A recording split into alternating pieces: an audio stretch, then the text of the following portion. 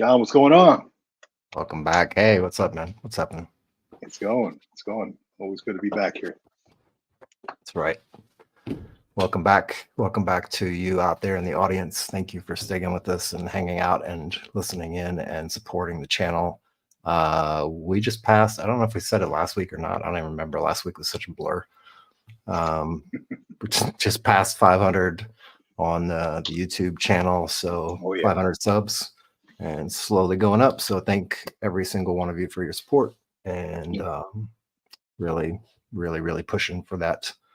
That is a huge milestone, man. That is big. I'm so glad that we're getting to where we want to be, and not that our goal is super out there, but the goal, again, for anybody listening, it is to hit 1,000 subscribers on YouTube, and at that point, we'll start looking at the military influencers conference and heading out there, which is across the country for me and across the world for John. But we're willing to make the trip. We just need to hit that number, and I know we can do it. I have confidence that we can do it. Let's go.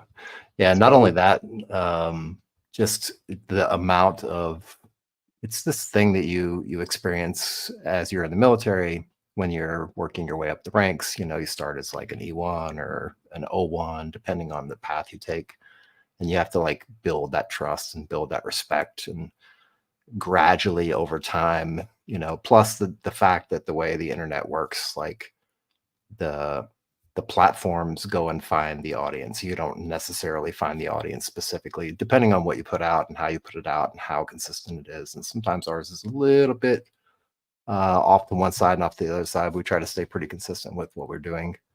But yeah, not only that, getting us to that point and that milestone, and then us heading to the Military Influencers Conference to represent basically the audience and retirees and military veterans, and trying to get the voice out there a little bit more. But that also brings in a lot of people, and a lot of people start reaching out, and we're experiencing it now where people are reaching out to us and trying to get on the podcast to talk with us, to talk with the community, to put out good information for everyone out there. So that's really, it's a compounding thing, really is what it is.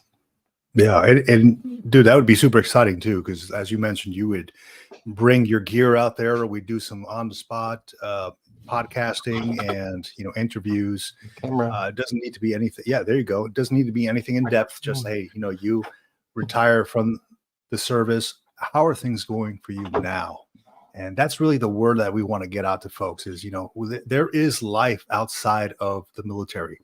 And even though we are in this little bubble in the military and you have to make the transition, and it seems like a tough and uphill transition, and it feels sometimes like there's not a lot for veterans out there, and you may have that imposter syndrome and things like that on the outside. But, you know, we're here to support the veteran. We're here to support the stories that are out there, because the amount of stories that people have to tell are immense, and we want to share the wealth and get all that stuff out there to you. Yeah. And it's a very mental challenging time, like getting out of the military, even just transitioning out after a few years, or even coming back from deployment. If you've ever been on deployment, you understand what the transition is like coming back into regular life. I was just reading a LinkedIn post not too long ago, commented on it, discussing like, as a reservist or as a military member, if you go and do some work with your, you know, with your team or with the reserves or whoever you're with, and then you come back to your job and they expect you to be right back in the saddle and right back in the groove. And that's not the way it works, even for like schools, right? You have to reintegrate and get readjusted to what's going on. So, oh, absolutely, man, absolutely. So it takes a little bit. It takes a little bit, but we are happy to say that we help provide that support system, right? That shoulder to lean on if you have any questions or anything like that. And we know a couple folks through this whole journey, right? Who, if we can't answer the question, we can direct you to people who may be able to answer the question. Right. Like when it comes to VA claims, when it comes to, you know, losing that passion or finding your next rhythm in life, you know, we can direct you to folks that we may know that may be able to help you out. But we try to cover that as much as possible.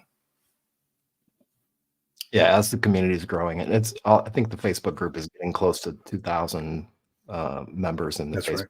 Well, so as the That's right. community starts to grow and grow and grow, there's more access to more resources. It's like I said, it's a compounding effect, and it really just allows everybody who's in there currently to get a lot of their questions answered, to offer advice and support, to be able to point people in the right directions. But as the group grows and as more people start to transition out of the military, we're not only helping ourselves now and trying to do better now, but we're also helping like generations and generations and generations of folks, because I'm not going to stop doing this. This is one of those things that's going to be one of my lifetime kind of things that I do. Yeah. Certainly going to be here to do this. So I think it's important. And I think there's many, many, many more ways that I haven't even thought of to be able to help the veteran community, to get them the right resources and get them in contact with the people they need to talk to so that they can get what they need to get to survive, to strive, not survive, thrive beyond their retirement. Yeah. And you know what? So there's a marathon going on right now, right over in Coronado, right, which is near where I live here in San Diego. And it's over the Coronado Bridge. It's the Navy Bay Bridge Run, and sponsored by the Navy's MWR and all that. And I was thinking about setting up a table out there. Obviously, I'm not there right now, right? But for future events like that, I was thinking about setting up a table out there like that and just having a sign out front like, hey, Military Retirement Podcast, stop by, say hi, give a little bit of your story. If you're in the transition phase, if you're thinking about getting out in the next few years, why are you thinking about getting out? What's going to help you succeed, on the outside? Or if you have already gotten out, tell us about your experiences. What did you focus on the way out? Are you where you wanted to be? All these stories that people have, and we just need to tap into that. And it's so exciting just to think about it, that next time we have something like that, I'm going to make sure that I bring maybe a microphone, maybe my camera, and start recording that. Additionally, I'm going to be hitting up the Veterans Beer Club coming up. And that is, yeah. Thanks for putting that up there. If you're watching on YouTube, you'll see that John put up the Bay Bridge Run and Walk. I think it's over by now, but my kid is out there running it right now, my wife and kid. But yeah, awesome place to be around like-minded folks who are looking just to, work on their health and better themselves. But additionally, like I mentioned, I'm going to be going to the Veterans Beer Club here in San Diego. And that's just a group of folks who are, that come together. They network, a bunch of veterans, people who are still active duty, people who are out of the service. It doesn't matter what service you're in. This one just happens to be near a Marine Corps base. So I'm sure that there's going to be a lot of Marines out there. But when you go in, you actually get a tag, right? You get a different colored tag, whether you're looking to be hired, because there are going to have some companies out there that are looking to hire veterans, right? So it's kind of like a big event at this brewery. So you can either get a tag to be hired, a tag for supporting the Veterans Beer Club in some way, shape, or form, or a volunteer, I believe. But I'll be going out there to support the Veterans Beer Club. I've not been to one of these before. I've gotten messages and emails about going to them from other retirees and other folks that I know. But I think that this is like their 8th annual one, and I'm going to show up to this one and just meet and greet some folks and see what it's all about. Maybe get some stories from there that we can share on the podcast. Yeah, hopefully get some folks that are interested maybe to come on and chat with us, because I think that's where we get the value. Well, I feel like that's where the value comes from, is the more people we can bring onto the show, the more people we can interview, the more people we can make friends with along the way. That's right. I think that's right. That really just makes a whole lot of value for everybody. So yeah, and they're doing a good thing too, right? Like, I mean, who doesn't like going to a brewery and just hanging out with like-minded folks? Yep. I like it. I'm not going to go get smashed. Those days are over. And I got to drive back home. So maybe like a drink and then just go around, work the room, network with folks, see what their plans are in the future. Maybe, listen to their stories, maybe give a little bit of life advice. Things might be looking a little bit rough right now, whether you want to stay in the area or move, whatever the next step is, but things will be all right. Things will be all right. You'll come to find your new battle rhythm and you'll be okay. We've all been there. You're not the only one. It's an uphill battle, but you've got a support system here that can help you out. That's right. And if you don't mind, can I just take a left turn real quick and do something? Dude, take a left, U-turn, whatever you want to do, man. Let's go. All right. So what I wanted to do real quick is, I know there's been a couple comments and I need to re-record the video and then re-upload it about something that's really super, super simple. And you would think it'd be just a no-brainer. And I think it gets overlooked quite a bit. I mean, luckily I was, thinking about it, but I think a lot of people get that anxiety right at the end of their career, right at the end of transitioning out or whatever, if they're retiring and they're going to get that retirement paycheck. That retirement paycheck is usually delayed. It's usually a month to 2 months, depending on how long it takes DFAST to process the paperwork and make sure you don't have any, old debts that you have to pay back or anything like that. But then the question becomes getting access to your LES, or as it's called now, as the ERAS for retirees, is the equivalent of your LES, basically, while you were in service. The trick to it is really just like once, because you log into MyPay now, usually you do it with your CAC, you log in, use your credentials. But once you get out and you give your CAC up, how do you get back into DFAST or into MyPay, right? So I just wanted to kind of bring it up real quick and just talk about it. But the main thing is, before you give up your ID card, is to go into your account in MyPay and just set up a username and password to get in. And then the second part of that is to set up a two-factor authentication, or MFA. Basically is like this thing right here.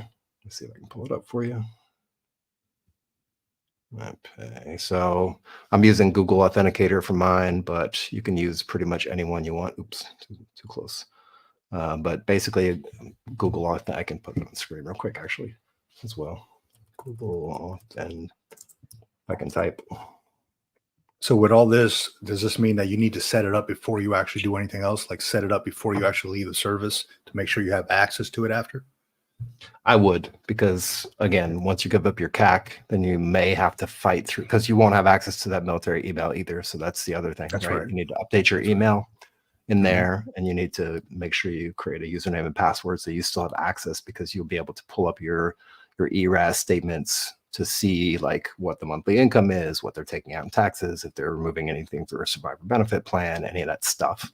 And you still want to be able to track that and maybe potentially pull those documents down. So just make sure you're looking into that. And I just want to show you how super simple it is. And hopefully we don't put all my junk on the internet, but that's fine. I don't mind. I just sign in, and then it wants authenticator. Now for me, and I don't know if you can do this on Google or not, I don't use Google phones anymore.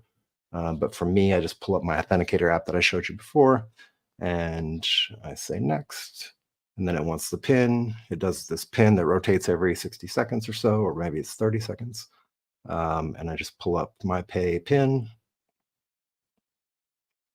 If you've been in the military in the last 10 years, you've probably experienced this either way with the two-factor authentication for certain things, especially during COVID. So I just drop the PIN in there, and then it logs me into my account, and I'm in. And then the one you're going to look for, so usually as you're transitioning that last, let's say 60 to 90 days, it'll actually have your active duty account, and then it'll have a military retiree account at some point that'll pop up, right? But even once that pops up, you're still not going to see a statement for about 60 to 90 days till after you've ETS'd or left service. So you just want to pay attention to that and understand what that means. And then your retiree account statement is the one you're going to look for. And that one's going to be like your LES, like I mentioned. It'll pull it up, and you'll have all the tabs. for your taxes allotments. And then you can also get a PDF version of it and download it for your files if you want. But I just want to kind of put that out there because I think that's something that a lot of people don't think about until it's maybe too late. And then you've turned in the card. Not to say that you can't go back and fix it and get it changed and get it updated and get everything updated in DEERS and all that. But it's a lot easier if you go ahead and set that up before you get out. So that's one less thing. So you might want to just add that to your checklist of things to do. Sorry, I didn't mean to add another thing to your 4,000 things, but. Thanks, John. Thank you. No, it's all good. This is all good information. This is something I did myself. I mean, it was just talking to like a fellow person who was also retiring, just getting everything set up in case I lose access. And sure enough, I did lose access. The good part was that I already had access to it because I set it up just like you had mentioned just now. Mm-hmm. But once I went in and got a job as a contractor, DoD contractor, going back to work with the Navy, I still had access to all my stuff. I still have access to like my entire service record book, all like medical documents, because I can log in. I have a CAC, right? So I can log in and see all that stuff. Some of the things I didn't actually set up before I got out. And lucky enough, I have that CAC, so I can go in and, add the username and passwords and all that.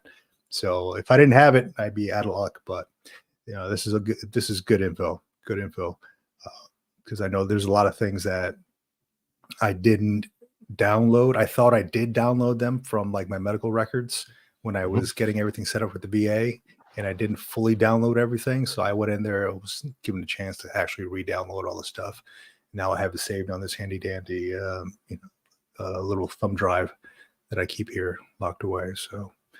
And a thumb drive on the cloud, on my hard drive. I have it saved, all my medical records saved in like 5 different places because I don't know when something's going to hit the fan and not work as technology normally does. That's so, right. Yeah, good information, man. And Civ Div mentions we want a PDF to do checklist. I think we're working on that, right? I mean, yeah, yes and no. Yeah, it's going to come in phases. Yeah, right? It is. But yeah, that's what we want is it's if we can make it easier for the next person getting out, that's what we strive for. Because it was kind of like a learning curve. I had to navigate. I don't know about you, John, but in learning everything and then wanting to start this podcast, and I did the green logbook thing.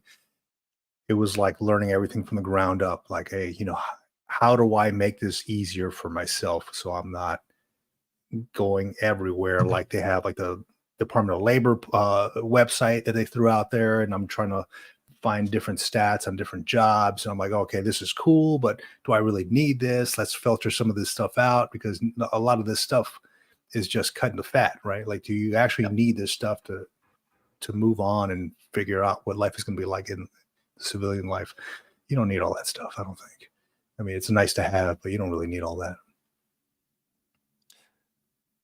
Yeah. So, I mean, the order of merit or the order of march for what we're actually going to be putting out. So Victor is currently working on a book on his own about his entire military journey and his transition and his ups and downs and everything, navigating transition.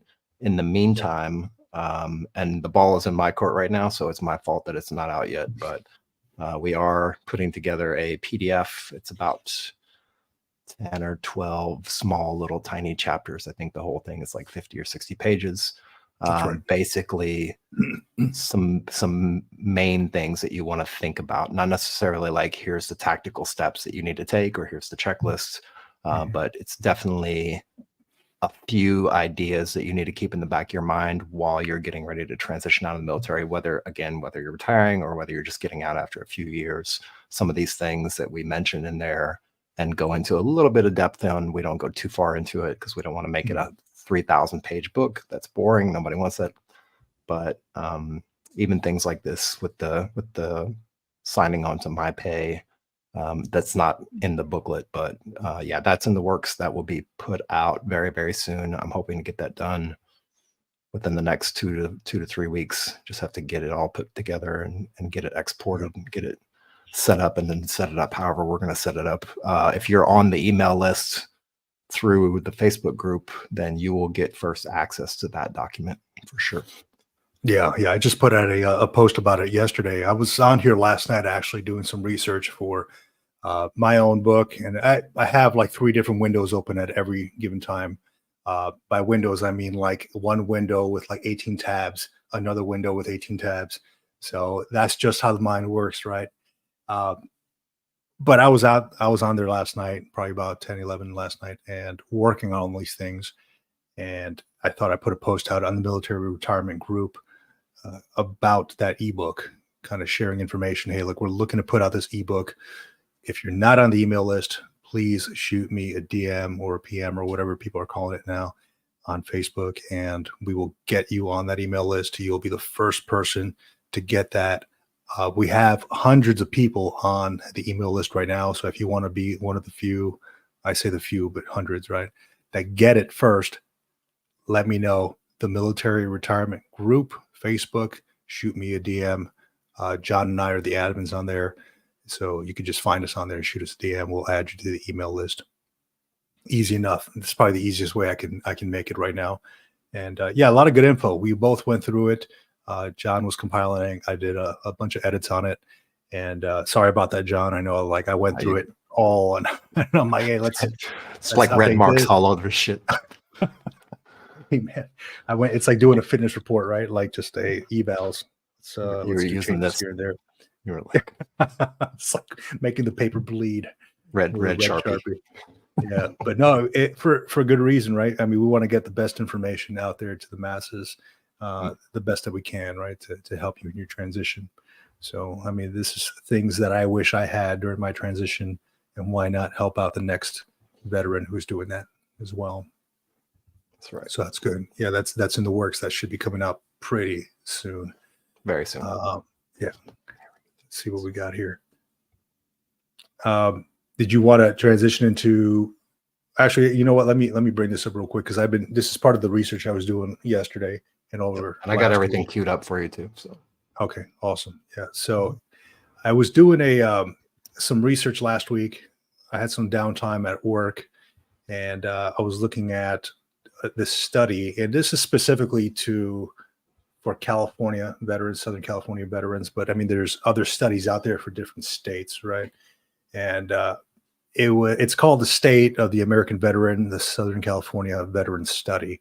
All right. In this, it talks a lot about like the mental health, and then finding your next purpose in life. And there's also like an infographic that I'm going to share on the military retirement group on the state of our veterans. And basically what they did is they took 3,000 Southern California veterans, and they had them reveal the experienced difficulties that they had with transitioning into civilian life. And I mean, results like adjusting to civilian life, how difficult was it for them? And did they need time to figure out what they wanted to do during their transition? Did leaving the military feel like having to start all over? I mean, there's significant amounts of percentages that are up there, like 66%, 69% feel like that. After I left the military, I wasn't sure who I was anymore. And that goes hand in hand with, that whole experience. Like you almost need to find yourself again, because it is a new chapter. I can't go into an interview and say, hey, yeah, throwing out acronyms. Like I think that people know what I'm talking about. It's a matter of adjusting to that, knowing how to speak civilian speak, right? And a lot of people are lost in that. A lot of people are lost. So it's a very in-depth study. How many pages is this thing? Let me see here. Where did I put that thing? Anyway, here it is. Very in-depth study. It's about 120 pages. I'm not going to put up the whole study on there. I'll just put up a link to it. But I mean, there's graphs. It goes over physical health and sleep and things that contribute to the feeling that you get after the fact, where you lose your purpose. Like there's a chapter on meaning and purpose, loneliness, social support and social connectedness, food and security. There's housing. There's a big issue on housing. Veterans, especially here, like in California, Los Angeles, San Diego, there's a significant amount of homelessness here, and they're trying to figure out why. And it goes really in depth with this all. I'll also share this story on the military retirement group. It's a story about a homeless veteran who finds stability after transition from military service. It's an Air Force veteran who basically was, she got a divorce. She was completely reliant on her husband for a lot of things after the service. And, she had a kid as well. And things just didn't work out for her. She became homeless. Unfortunate, but there was some help for her out there through the VA. She got connected through a couple of organizations. They were able to help her get housing and get on her feet. But there is a significant amount of homelessness out there when it comes to veterans, and I kind of want to get the word out there. That's my personal project on that is helping folks help themselves when it comes to getting out of that state, because it really does hurt my heart when I see that. I see somebody who is walking around with a sign, homeless veteran. I don't know if they're actually a veteran. Maybe you want to ask them like knowledge questions or something just to find out. But just knowing that they're out there, folks who maybe had troubles in their past, maybe got in some trouble and could not get back on their feet. I feel like I've been blessed with a lot of things in life, and I kind of need to help them out a little bit, any way, shape, or form that I can. I'll share all that stuff on the military retirement group. Mm-hmm. See what else we got here. Oh yeah, we also dropped that YouTube video last week on the VA claim sharks. That was well received actually on YouTube. If you have not seen that, there you go. That's the Easter egg inside the video. If you go to the very, very beginning of the video, you'll see the Easter egg. That is the Easter egg. If you can find it, yeah, give us a like. So that is one I had uploaded that cover. If you're on YouTube, if you're watching this, it's just a picture of me, or if you're on the audio, if it's a picture of me with some bulging eyes, like screaming at the sky. I ultimately changed it to a different cover photo after the fact, after I looked at it and said, hey, maybe I don't want this to be our cover photo. I kind of like it. But no, but yeah, it was well received. I mean, that thing has a lot of views. It's got a lot of likes. We have a lot of comments on there. If you haven't seen it, go on the Military Retirement Podcast YouTube channel and check out VA Claim Sharks wanted $17,332. If you don't know the story, I won't spoil it. Just go on there and watch it. Go watch the video. Go watch the video. Ultimately, it was an eye-opening experience. And I mean, literally from the cover photo, you can tell an eye-opening experience. But just the amount of money people pay to have their claims done just blows my mind. People who maybe don't trust their VSOs, maybe they don't want to go through a VSO, maybe they think it's more expeditious to go through an attorney or somebody else who may not be accredited. This one in this case was 17 grand is what they wanted. And that's a significant amount, especially for somebody who's transitioning out. Maybe even maybe if you're an E5 with a family and you don't have 17 grand, but you need to pay that, if you go through these services.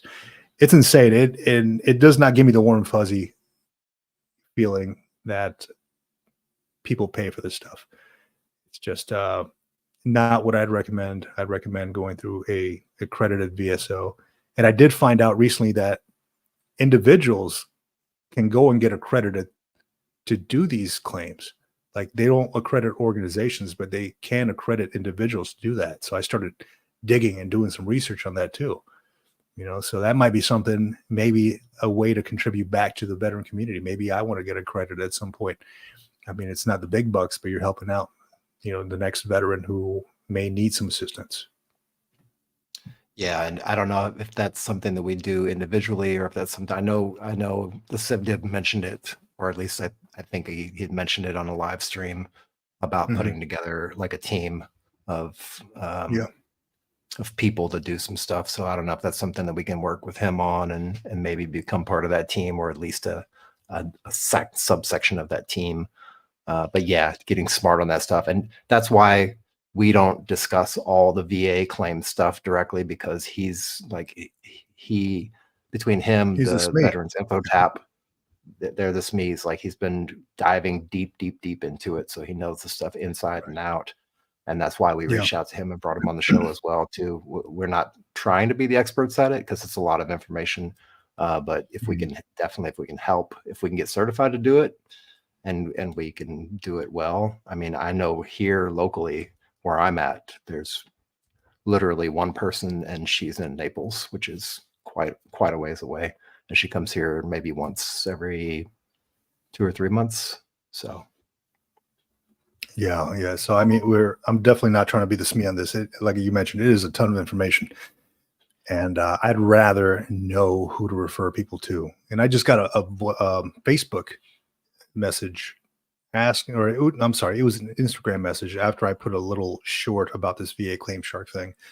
An Instagram message asking me who this person should get in contact with if they don't like what's going on with their VSO, if they don't get the percentage that they want.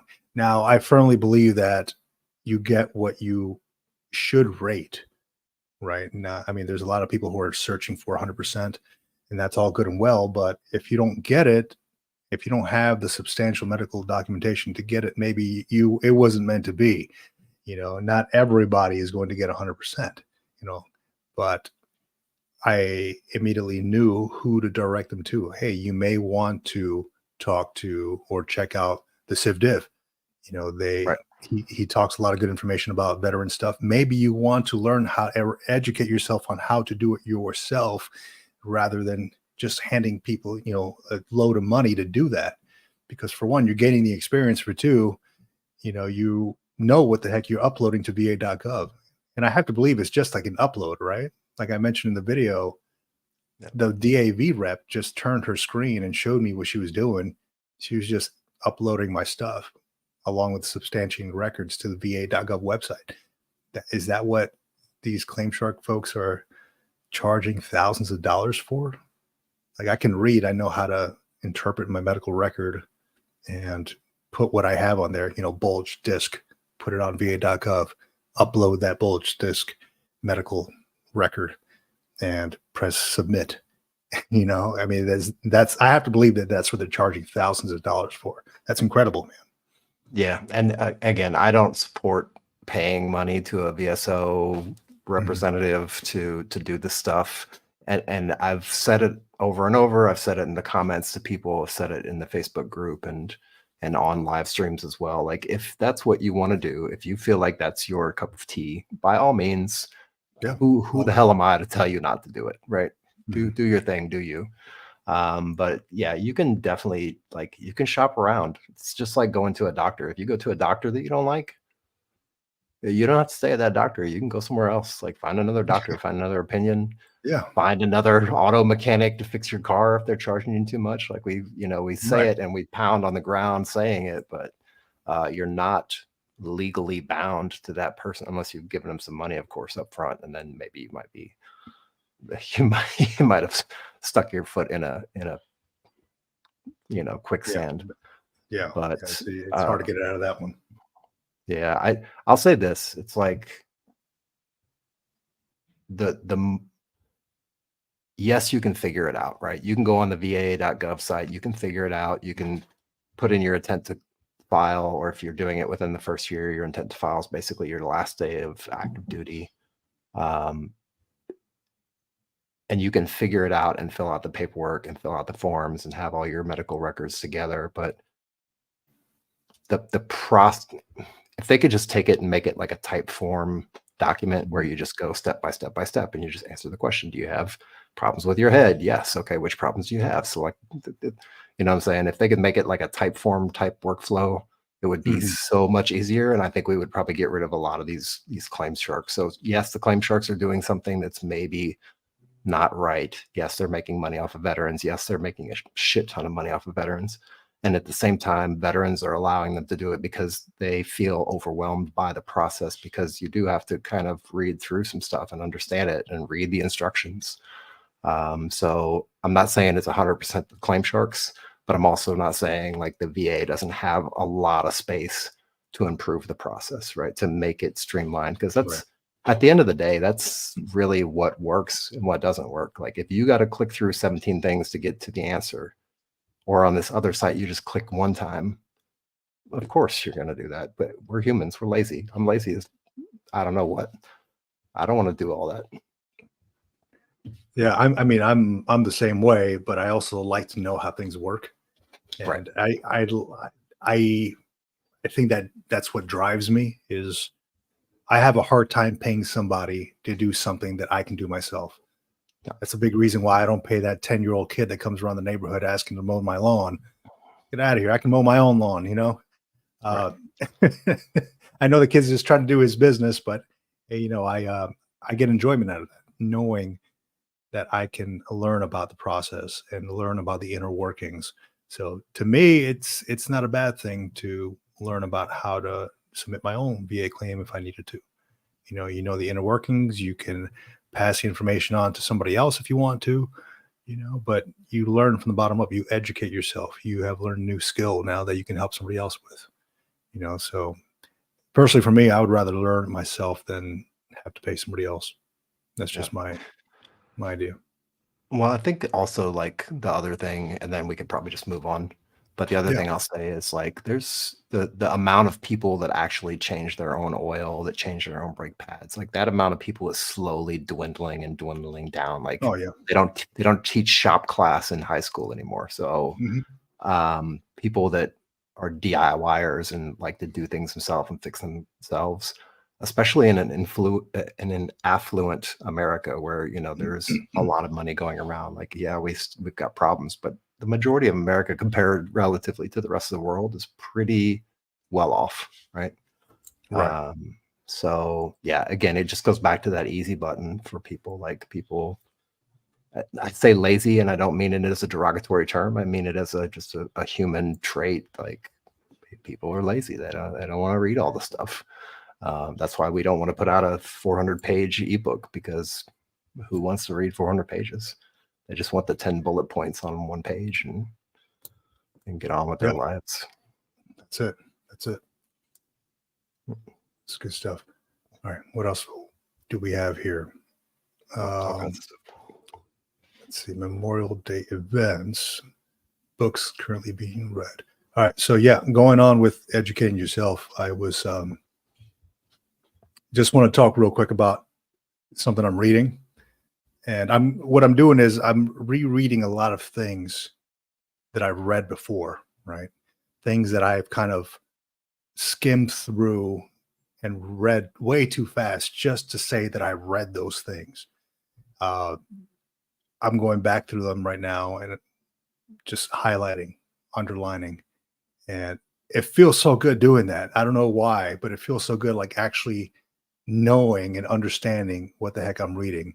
And right now, it's Call Sign Chaos by General James Mattis, or Secretary of Defense, prior Secretary of Defense James Mattis.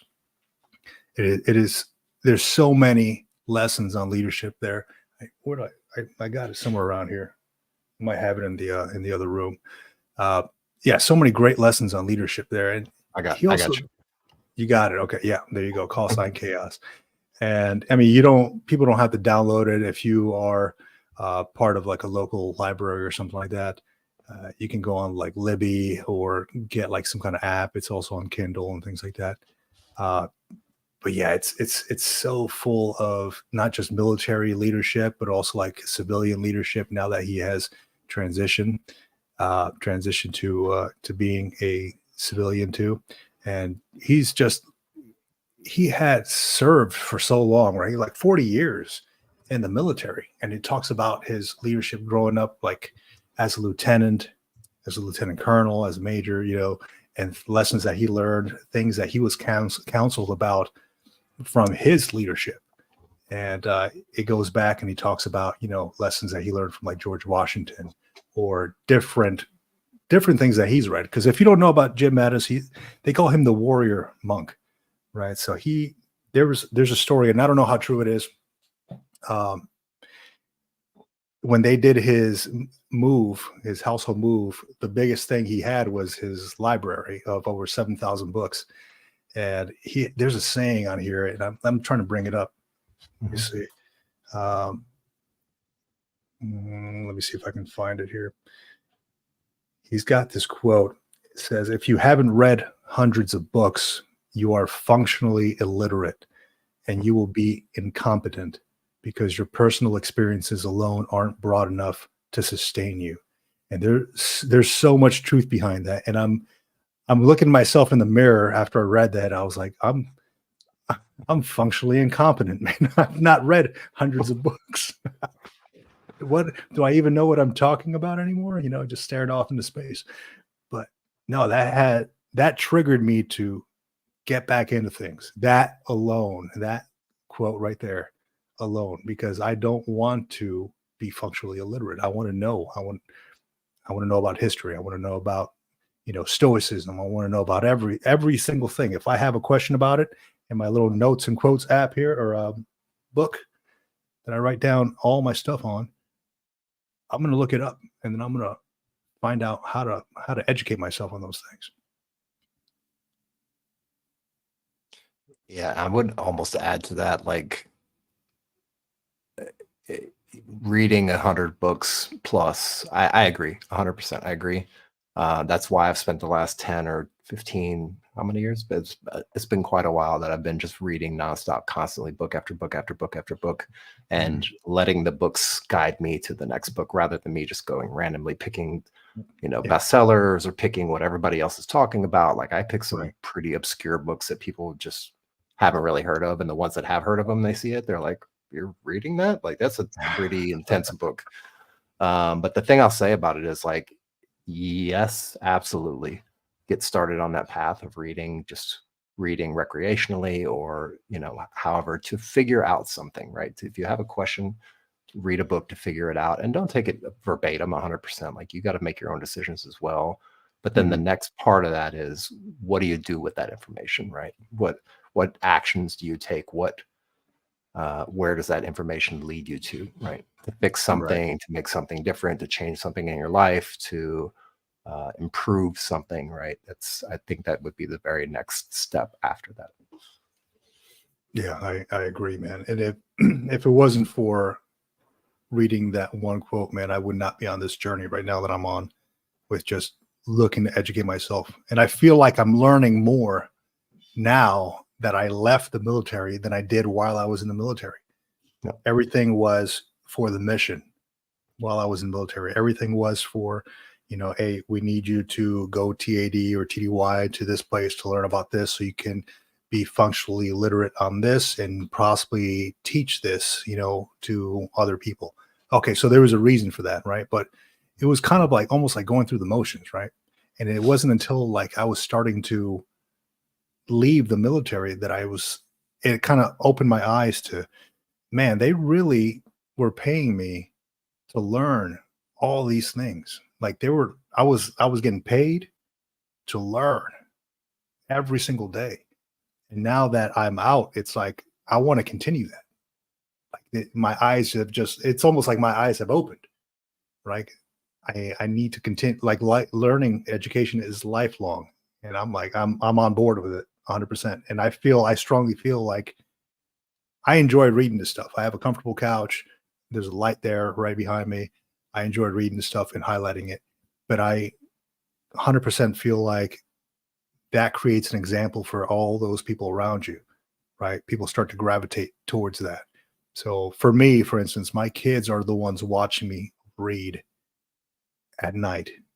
I turn off the TV. Maybe right now I'm big on the playoffs. So I'll watch the playoffs. As soon as it ends, shut it off and open up my book, start highlighting stuff. My kids see that. And I strongly feel like I'm setting the example. So maybe I'm looking too far into it, but I feel like maybe they'll gravitate towards that, and it really is who's around you that you're going to affect. Yeah, no, you're not looking too much into it. It's exactly how it works, how you pass down information. I mean, yes, Yeah. verbally, yes, you can tell people stuff, but you you pass down the most traits through your offspring, your kids, or your Yeah. family, or whoever's around you who try to mimic the behavior that you're displaying, right? Right. Um, I mean, my kids, they've always liked books, and I've always sent them books or give them books as gifts, or tried to Mm. get them into bookstores and try to take them with me and check out books. Um, but like just the other day, my son called me and he was like, "Hey, I was trying to get access to the Audible account so I can get whatever." He's like, "Okay, but I have my own Audible account now, but I don't have any books in there." So I sent him a copy. Yeah. He wanted a copy of The 48 Laws of Power by Robert Greene. Ah, good on Robert Greene. Yeah. He's 20. You know what I'm saying? Like 20-year-olds don't read that book. Yeah. Maybe they read the 50th law, Yeah. but not the 48 Laws of Power. So yeah, I think it's your actions definitely influence the people around you the most, probably the most effectively. Yeah. So I'll show you this one here, man. Let me grab it here. It was so I one of my favorite movies is Gladiator, right? And I know it's like a fictional type movie, but the one part I really love was Marcus Aurelius when he just starts talking with with um with the general, with Russell Crowe, and his own son, right, who was portrayed by what's his name? He played the Joker, God, and Napoleon. Anyway, the actor, I forgot. Why is it just escaping me? Anyhow, Marcus Aurelius, he is a significant character not only in that movie but also like in history, right? He wrote meditations and things like that. So I got to talking to my son about it at one point, and he's like, "Why, Dad? Why do you even talk about it? Like, why do you like it so much?" I was like, "Look, there isn't a day that goes by that I don't think about the Roman Empire." Like, and he's like, "Really?" And he's 13, right? So he's a reader. He likes to read about it. And then I let him use this, and this one's all tabbed out. Mine's all tabbed out. It's just it's called The Essential Marcus Aurelius. Um, I got a bunch of things on here, just little things that I've highlighted and all that. And I gave it to him. He's kind of flipping through it, but he's like, some of this stuff makes sense. And he's still young, right? He's only 13. But I'm like, dude, when you get older, you're going to realize how great these lessons are, man. From like emperors, from leaders, generals, and things like that. How much you can learn from this stuff, man. Definitely keep that in his back, because I feel like if I don't introduce that at a young age, then they're just going to lose that. And they're going to fall victim to online, being on social media all the time, Snapchat, whatever the hell they do these days, right? Yep. No, but yeah, if anybody out there, this is a great one. This is kind of like a condensed version of Meditations. The Essential Marcus Aurelius just kind of takes out certain pieces of meditations and puts them in here. Really, really good, man. I mean, God, the amount of stuff that I've tabbed on here is amazing. I mean, I don't know why I don't highlight the entire freaking book. It's awesome. Awesome. Yeah. Not only that, I mean, Marcus was it wasn't like he was born into the royal family and then became like the king of Rome. He was adopted by That's right. Hadrian, who was the emperor at the time. Yeah. Just plucked out of nowhere, basically. I mean, I don't know how it exactly happened, but he was literally plucked out of regular life, brought into the kingdom, and then from there he spent the next few years learning about all these great philosophers and learning how to read and write and he was basically just put through private education for a few years until he then became the emperor of Rome. So and that was a big chance on him, right? And he didn't want it. Yeah, and he also, excelled in what he did. And now we have these translations, from thousands of years ago that translate exactly to some things that pertain to us now. Yep. And it's just incredible, man. Like I went on the whole, I call it a shopping spree, because I had boxes coming in full of books this whole past week. And my wife is like, what is this stuff? And I'm like, Well, I bought was it Letters from a Stoic? I bought On the Shortness of Life by Seneca. I was like, I don't know. And she's like, is this like your 40-year-old thing now? Is this like your, is this what people do after they retire? I'm like, Midlife is crisis. this is this your midlife crisis? Like, yeah, I'm not buying a Porsche. I'm reading about stoicism. Yeah. So she's like, all right, as long as you do something good with it. She's like, there could be worse things that you're doing. Keep reading. I'm like, oh, You're very right. well. Very well. Not Yeah. doing coke and hitting all the strip clubs. That's probably No. You know, I've never been a fan of the strip clubs, man. Only because I'm very frugal. So Yep. I feel like if I go to the strip club, I'd be asking the stripper for change. I'm like, can you break a 20? Because I don't want to give you this 20. Do you take, maybe $5? No, I've never been a fan of the strip clubs, man. There was always one outside of Camp Lejeune. I don't know if it's still there. It was called the Driftwood. And they'd have like little people like Jello wrestling and stuff. And I've always and the Civ Div, no, I've driven by the Driftwood many times. I've never been to the Driftwood. Never, I don't know. It never really appealed to me. I was never like a strip club kind of guy. It's not your jam. No. Especially my wife is listening too, probably. So no, I don't go to those. No. But yeah, I've always been kind of frugal, man. It's not my jam. Not my jam. Let me throw a book. Actually, let's just do 2 books. If I can find them now. Oh, okay. So 2 books, actually 3 books, and one of them is the title of this whole live stream. So it's called The 22 Immutable Laws of Marketing. There's an updated version of it. I've read it a couple times already. The version I have is the old version, so it talks about like Heinz ketchup and like different things, but basically it's 22 things in marketing that haven't really changed. It's kind of like the Marcus Aurelius Meditations of Marketing, basically in a shorter format. Yeah. But I'm revisiting that because I've restarted school again back in college, trying to get that degree so I can be marketable to the rest of the world. Not really. Yeah, that's one of the books that I kind of pulled up, and then I'm trying to read back through it. It's really what's short. it called again? The 22 Immutable Laws of Marketing. Let me see if I can pull it up without playing it. Here we go.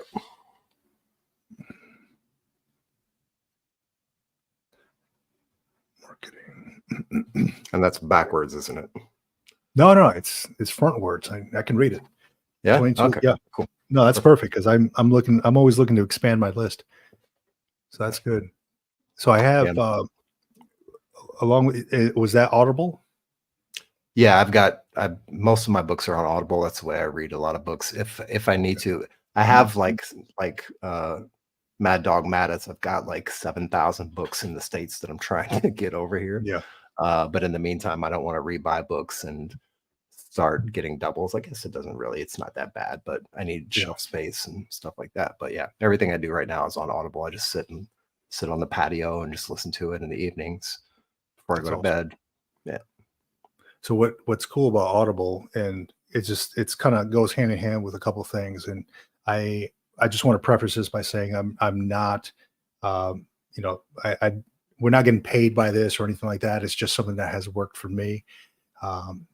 So I have like an American Express Platinum card, and from when I was active duty, they waived the I think it's like a $675 yearly fee, right? But along with that, they give you like free Audible. You have $240 a year that you can use towards different things like the New York Times or like the Walmart app, Paramount Plus, and things like that. But I use that, and it's free. I use that for Audible, so every month I get the credits and all that stuff still.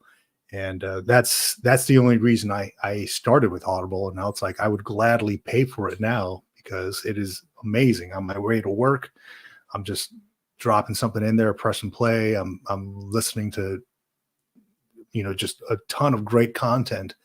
When I don't have a chance to read at work or read, I'm not reading on the car while I'm driving to work, right? So just awesome just to have that through the American Express. All right, I've seen the Civ Div, my number 2 book, Return of George Washington. All right, I'm gonna have to check that out because I'm hearing George Washington a lot these days. You know, at least in the last 2 weeks, I've heard the name. I've heard of him a lot through different things that I'm reading. So you know George Washington would be the modern day equivalent of Gen X, right? His generation. Is that right? That's right. Gen Fun X. fact. He was the Gen X of his generation. There you go. Things you learn every day from reading books. Yeah. Oh yeah. He was posting extremely carefully. Yeah.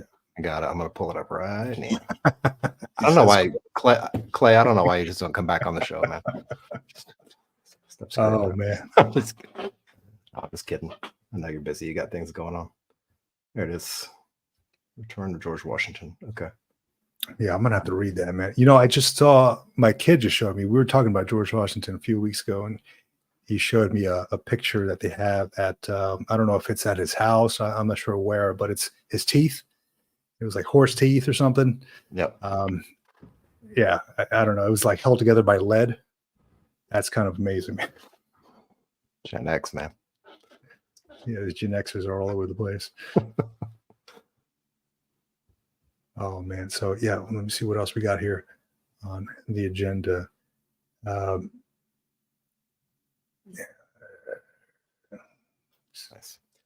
I do have I've got 2 more books if you want. I can grab. Yeah, what you got? And so these are because I keep an eye on and I pay a lot of attention to a guy named Van Neistat. So if you don't know, if you've ever heard of Casey Neistat, which most people in the audience may or may not have heard of, he's a huge YouTuber guy. He did a show back in the 90s on HBO called The Neistat Brothers, him and his brother Van. And so Casey is like New York, big time, makes a lot of money, has a studio in New York. Van is a little more, he's a little more quieter than Casey. He's not so, yeah, he's a little bit more reserved. He's actually in our age group. He's a Gen Xer as well. And so I follow his YouTube and I go and watch all of his videos because his filmmaking is incredible and his video styles are incredible. And I'm just trying to learn as much as I can from him. And he does a lot of interesting things along the way. Like he shows you how to build a shelf and he shows you all the different kinds of screwdrivers and like all these weird things. But I was watching his live stream the other day. He does one for his Patreon channel. And he had mentioned 2 of these books, and one for sure, if you've ever heard of the movies, where's my notes? Glengarry, The Spartan, which is one you mentioned, The Heist, The Untouchables. Those movies are all written by a guy named David Mamet.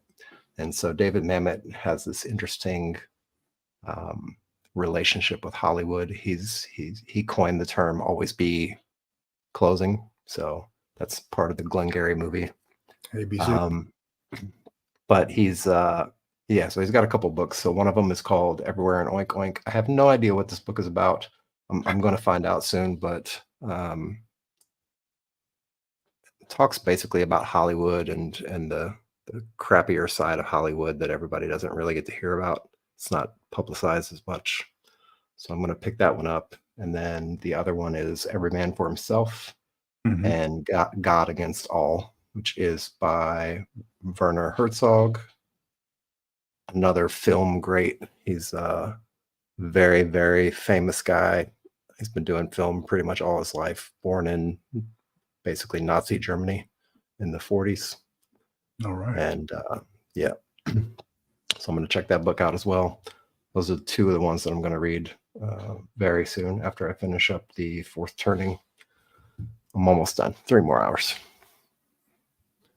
That's good. A lot of good recommendations, man. I'm gonna have to pick your brain after this and get all the names, man, because I'm definitely interested in that 22 immutable laws of marketing.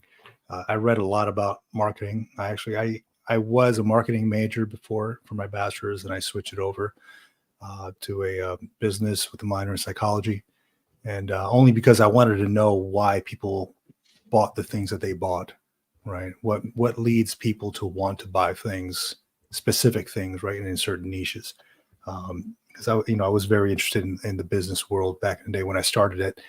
And at one point, I wanted to change it to full-on psychology, but I was like, I'm too far in the weeds in this thing. Let me just finish off this degree. Now I'm, going towards a project management thing, which I will say, if I'm going to give them a quick plug, the Onward to Opportunity through Syracuse University for any veterans who are looking to get into. And John, I don't know if you want to bring up their website, O2O Onward to Opportunity.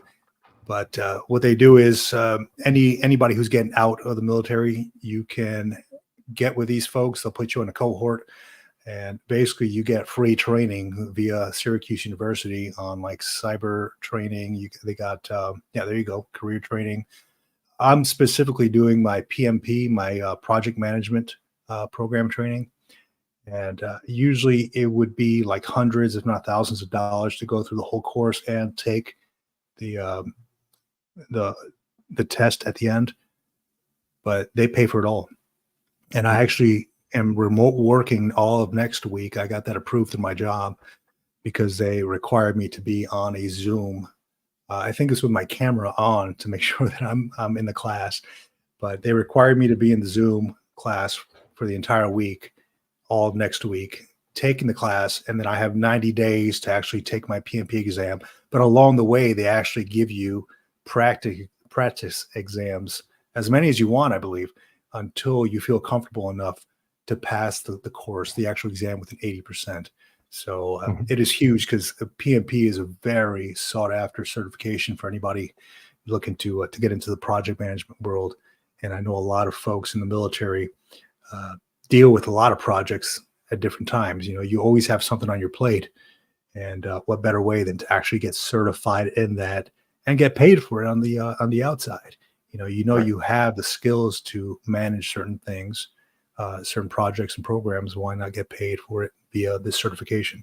And it's, best of all, it's completely free. And they have a ton of other things too, like cyber training, IT training, cloud, Azure, things like that. What is it? The green belt courses, the yellow belt courses, all these great things, human resources.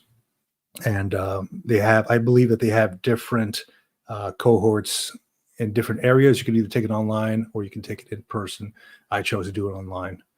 I just don't feel like driving somewhere every day. I'd rather remote work from here and be able to do all my stuff here at my desk. So big ups to them. Big shout out to them. And I'm looking forward to diving into that all of next week.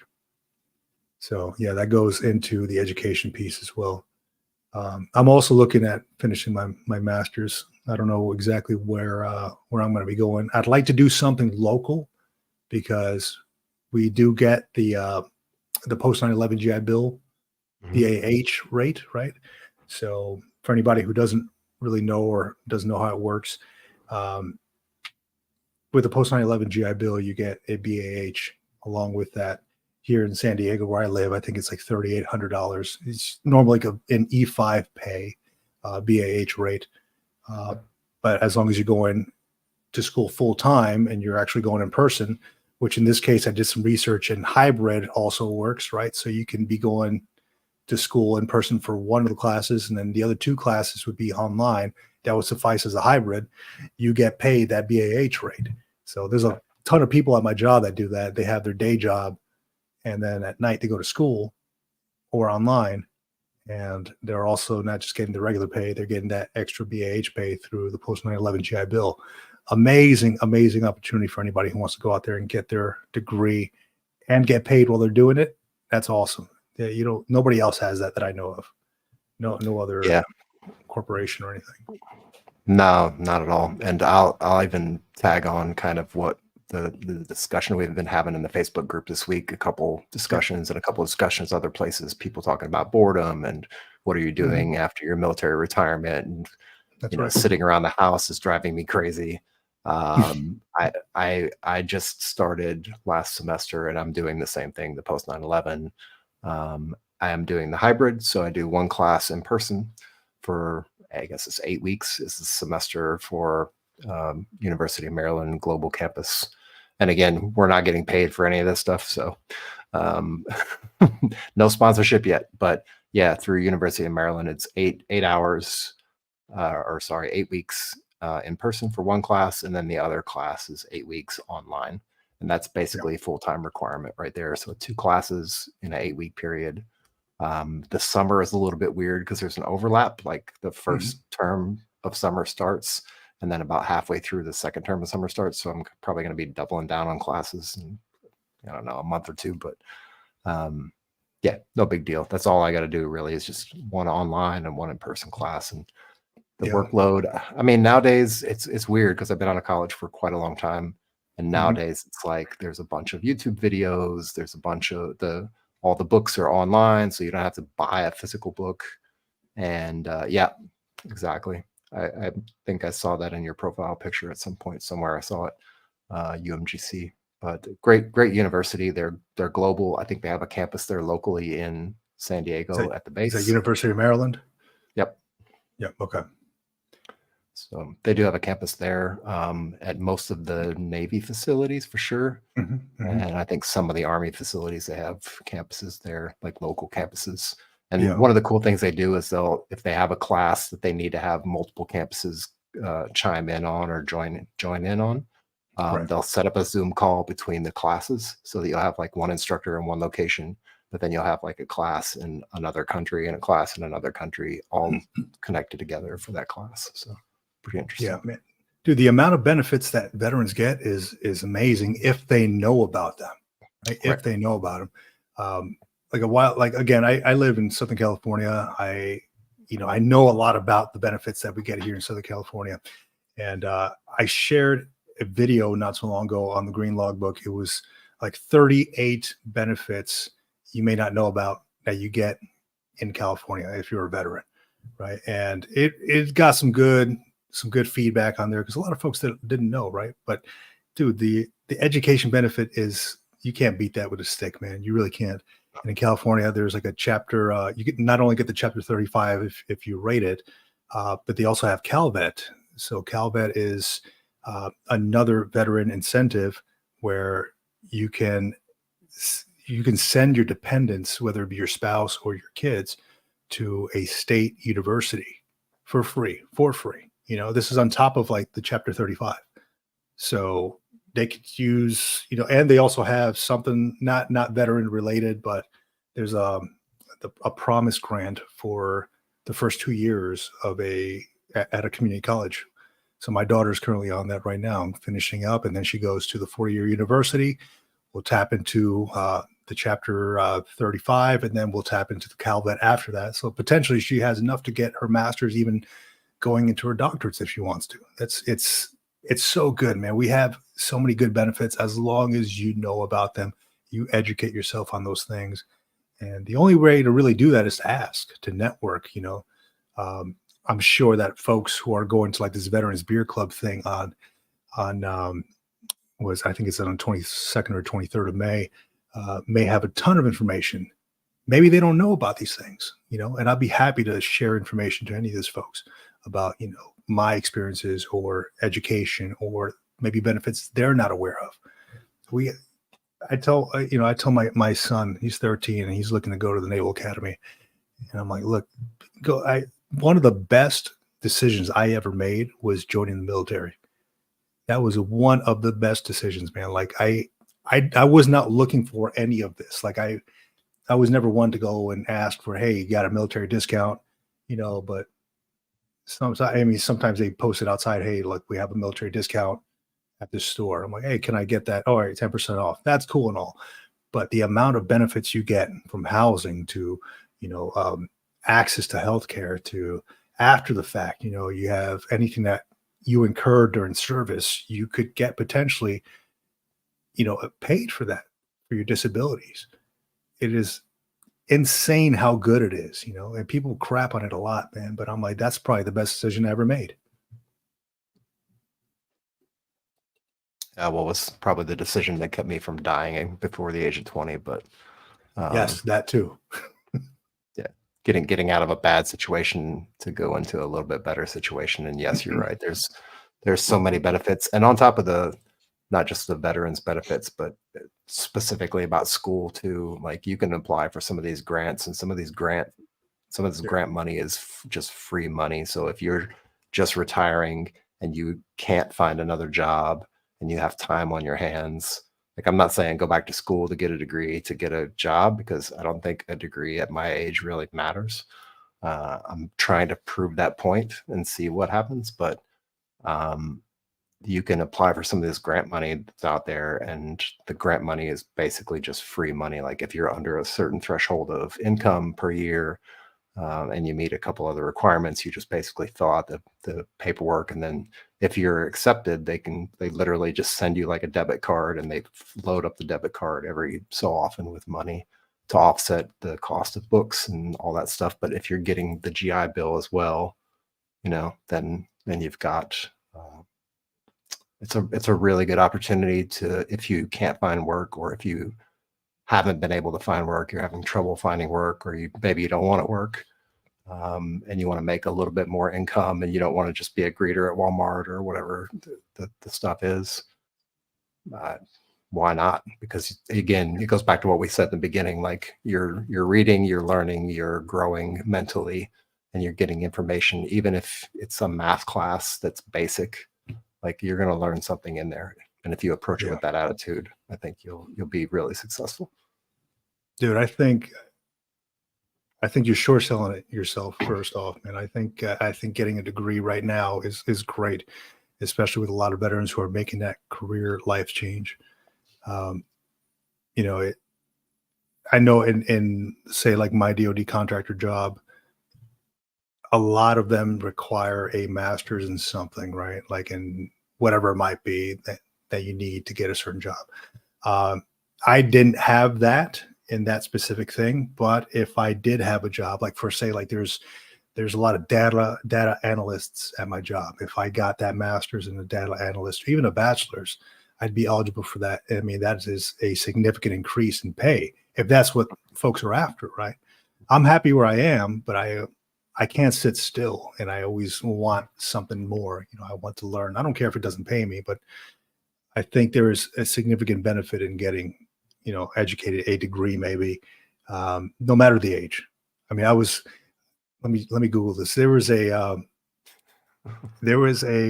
article I was just reading. It was an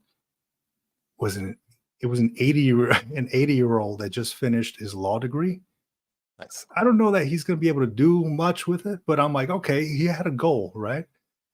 He had a goal and he completed that goal. That's all good. I'm curious to see what's going to happen next. Maybe that was a lifetime goal of his, a lifelong goal, and he wanted to knock that out. That's cool. More power to him.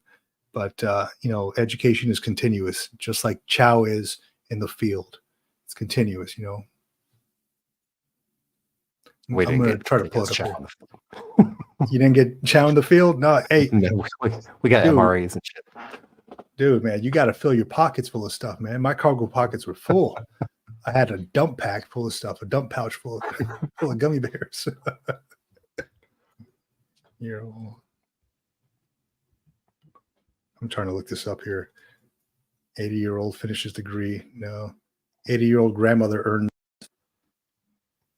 master's degree. I don't know. There's a couple of stories I read like that. These older folks are getting their degrees. Hey, it's a lifelong goal. Why not?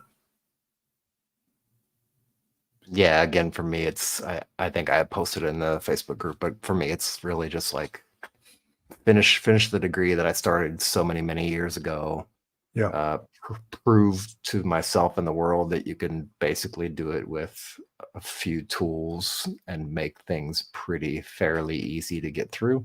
And then the third one is really just to test the theory of, is the degree going to open up some kind of magical doors job wise? And I don't think it will. I think it's just a matter of going and applying and doing the heavy duty legwork that it takes and being persistent with that. But we'll see what happens. I know for sure there's GS jobs that actually require a bachelor's degree, a master's degree. There's a bunch of them that do. And those are the ones that, again, pay good money. And some of them are hard fields to break into either way, like through the DLA, some logistics jobs and things like that. So. Right. Man. Yeah, that's education is key, dude. Education is key. But no, let me see what else we got here. Anything else you want to get into before we start coming to a close here? Well, I was just gonna let the puppy bark and make all the noise she wanted to. I don't know if you could hear that in the background or not. So I was, you know what? There is I could not sleep last night, dude. I knew I had a podcast, so I just finished recording a podcast this morning prior to this live stream, and it was for a fellow retirees podcast, and it started early. I didn't look at the time; it was like 10 a.m., and I was like, I got time. I can record it after this live stream. But it was 10 a.m. Eastern time. I'm like, oh crap, that's like 7 a.m. my time, right? So I had to get up early, and I'm normally up at 5 anyway, but it was my Sunday. I normally like to sleep in till 6, right? Make it a late morning, and yeah, there was just a lot of movement. Plus there was a dog barking all night. I don't know, one of the neighbors got a new dog or something. This thing was just outside the whole night. And I was literally considering like taking some old hamburger patties that I had in the fridge and throwing them like over their fence, like shut up, but yeah, I didn't. I was too lazy to get up. Yeah. But yeah, man, I could not stand that. Man, I was up all night just thinking and could not sleep. I hated that. Anyway, when you can't get a good night's sleep, that really affects your mindset, man. It really does. All right. So good. So yeah, we anybody out there who's still listening, we really appreciate you sticking around with us. Help us get that goal of 1,000 subscribers on YouTube. And this is the call to action right now. Help us hit that goal, 1,000 subscribers. And we're making our way to the Military Influencers Conference in September in Atlanta, Georgia. And yeah, we're wholeheartedly looking forward to that. It may even happen even if we don't hit 1,000 subscribers, but we want you to be a part of that journey with us. And yeah, it's going to be awesome. Just meeting and greeting folks, talking to them about the military retirement podcast, getting folks involved and helping themselves and finding their purpose and sharing their stories all through the military retirement podcast. Yep. And I second that as well. And yeah, really, like if you want to support what we're doing, I appreciate every single one of you for supporting us the way you do. If you really, really, really want to go the extra mile to support us, like click on the video or click on the podcast or whatever, just let it play in the background, play on the TV, whatever, and let it play all the way through. That helps out. And that helps the YouTube algorithm to send it out to more and more people who are looking for the same kind of information.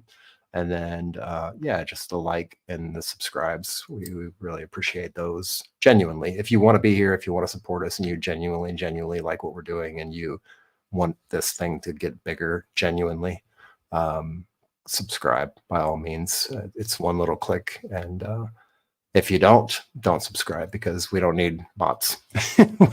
That's definitely what we don't need. We're not trying to win the election here. We're just trying to get the podcast off the ground. So.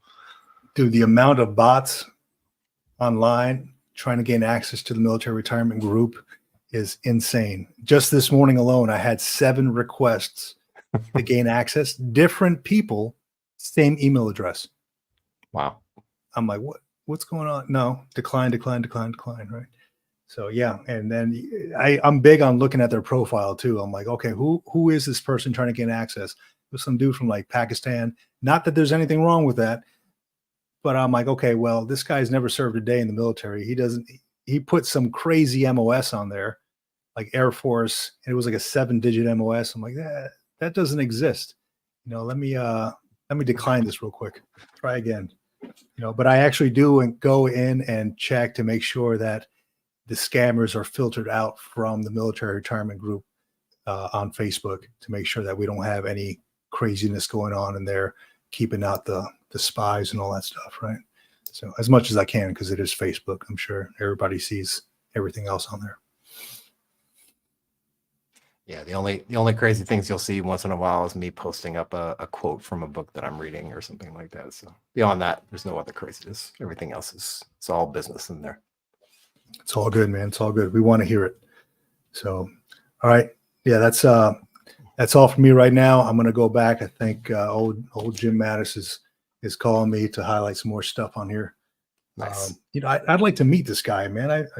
He lives somewhere in Washington, I think. I'd like to meet the man someday. I'll make my way up there and find out where. Email him. No, email him. I take that back. I'm not going to go up there and find out where he lives. That sounds weird. I'm sorry for even saying that. I'll just email him. I will find you. I will find you. I have a particular set of skills. No, I'm not doing that. I'm not that creepy. Anyhow, yeah, no, great to be back on here with you, John, every week and talk veteran stuff, Absolutely. military retirement stuff. And again, I'm going to get some information from you on these books. I know you mentioned 22 Immutable Laws of Marketing. I mentioned the Call Sign Chaos book, which is full of good leadership information.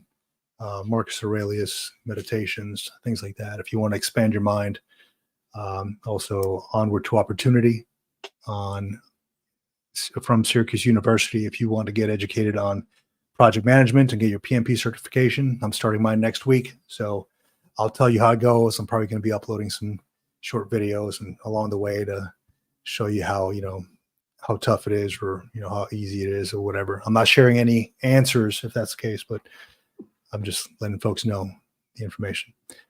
But no, good time, man. I appreciate this time every week. Yep. Thanks everybody for watching, listening in, tuning in, wherever you're tuning in. Reads Across America is where you can catch the replay. You can also catch the replay on Apple Podcasts, Spotify, and everywhere else. And if you stay on the lookout this week, we will be releasing a brand new interview with Marv McGuire. He's a retired U.S. Navy officer, 3-time brain cancer survivor. So interesting conversation, great guy, really, really nice. So that video will be dropping, that episode will be dropping this week. So keep an eye out for that one. And till next time, we'll see you all soon. All right. Out here, man.